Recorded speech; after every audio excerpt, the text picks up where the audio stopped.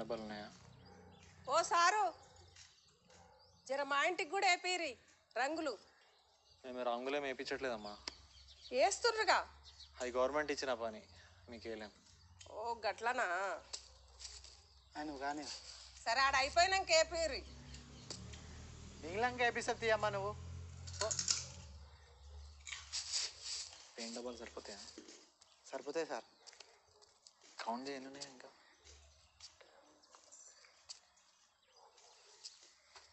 గాంధీ బొమ్మలు కూడా అయిపోయింది సార్. చదివించినవాడు గాడిద, ఆడపిల్లలు చదివించిన వాడు అడ్డగాడిద.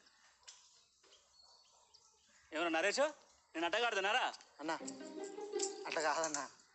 సెక్రటరీ గారు నన్ను అడ్డగాడిదని ఎట్లా అంటారు? దాని అర్థం అది కాదు. మరి ఇంకేంది? అంత పెద్ద అక్షరాలతో ఊరంతా కనబడతాడు రాయించారు కదా, ఆడపిల్లను చదివించిన వాడు అడ్డగాడిదని. అంటే దీన్ని బట్టి మీరు నన్ను, మా అయ్యని, మా తాతని, మా ముత్తాతని, మా వంశాన్ని మొత్తం అవమానిస్తుంటారు మీరు. ఈ పిచ్చి రాతలు చూసి బాధపడడానికి మా అయ్య కూడా బతికలేడు. ఉండుంటే ఎంత బాధపడతారో ఆలోచించరా మీరు? చాలు సెక్రటరీ గారు, ఇంక మొత్తం చెడిపోయారు. అట్లా చెరపడం కుదరదండి, గవర్నమెంట్ ఆర్డర్. అవునా? చెడపడం కుదరకపోతే వచ్చే పంచాయతీ ఎలక్షన్లో సర్పంచ్ ఒక్క ఓటు కూడా వేసేది లేదు, ఇంట్లో ఆడలు కూడా వేసేది లేదు. రే కమల్గా జరుగురా. అన్నా అట్లా కాదే. జరుగురా. మమ్మల్ని అడ్డగాడుతుంటారా మీరు?